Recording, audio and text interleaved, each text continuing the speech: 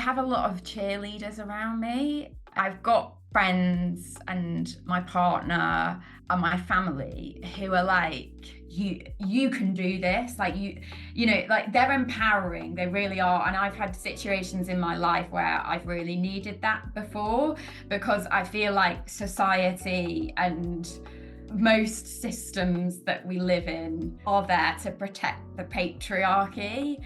And I'm very fortunate that I surround myself with empowered feminists, both male and female, who are like, finger up to that, you go for it, you don't hold back, you've got an amazing business, keep going. And then when you've got all of this around you, it's like, yeah, I can do this. It's absolutely critical. Even if you don't have those direct people now, like, go and find them, because those cheerleaders are out there like rallying you on from the sidelines.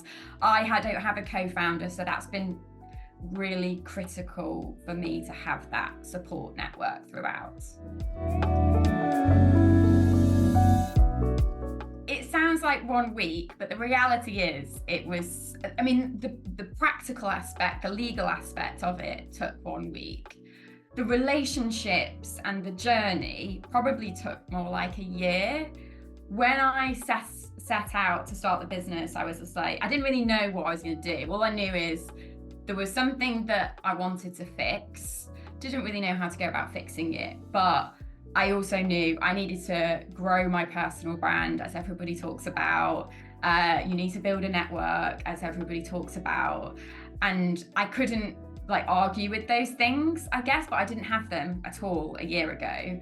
So I was like, right, I need to address those things. I'm just going to break through the social media anxiety, start posting on LinkedIn about the problems that job seekers face. And I have met in that time literally hundreds of amazingly supportive individuals who just want to help. They see the issues, they might resonate with the issues themselves, they might have children that are going through those issues. The amount of messages that I've received, I can't even count, of just people reaching out to me saying, keep going. Like, some of those people have ended up becoming my investors. I didn't even know that they had money or that they were wealthy. I don't think most of them wouldn't even consider themselves investors, to be honest. But they saw the tax relief that they can get from investing. They really believe in what we're trying to do, and therefore they were like, yeah, I'll happily put some money in. There was also people that I didn't know were following what I was doing, but it turns out they read all of my LinkedIn posts, they love what I'm doing, but they're quite introverted and would never like anything or comment or reach out to me. And I might have known them from a previous job or from just extended friendships, and they've ended up being on my radar. The reason why it all went so quickly is because I built up this big network of really great people. They were all like messaging me all the time, like, how's it going? We need to catch up. And it was becoming quite overwhelming, as I couldn't keep track. So I was like, right, I'm going to just set up a newsletter. I've got at least 100 people that I'm connected with, and I'm going to set up a newsletter, and every month I'm just going to tell them what's going on. And if we do create any initiatives, then it's just an easy way for me to speak to them and get their involvement. And that first issue was, right, we're going to do a fundraise now. Let me know if you want to get involved. And then I had a flurry of people just responding, like, yeah, some people didn't even ask to see the pitch deck. They were just like, yeah, count me in. I sent out that email. Within 1 week, I'd already reached my target. We ended up closing the round within 2 or 3 weeks at 112%. Speak to people. You can't have all the knowledge. Nobody can possibly know everything.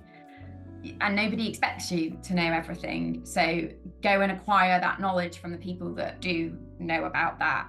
Yeah, the best things that I did was take the time to learn, speak to as many people that I could that have gone through these experiences. And also, I feel a bit strange giving this advice now, because I guess it was only 9 months ago where I was the one soaking up all of the content that I could. on how to do this and was trying to learn from people's experiences. There is no one size fits all. I know some founders that have had amazing success by doing cold outreach. They literally just got databases of people, did cold outreach and got funded, that they reached their funding goals quite quickly. There are different paths. For me, I've really enjoyed this path because it's all been authentic and organic. It's happened quickly because I've spent the time nurturing people, developing those relationships, and the fact that I am so keen to learn as much as I can is, I guess, also considered quite a positive thing if you're going to invest in somebody. It's they want to soak up as much as they can, which is probably, from an investor's perspective, quite a compelling trait.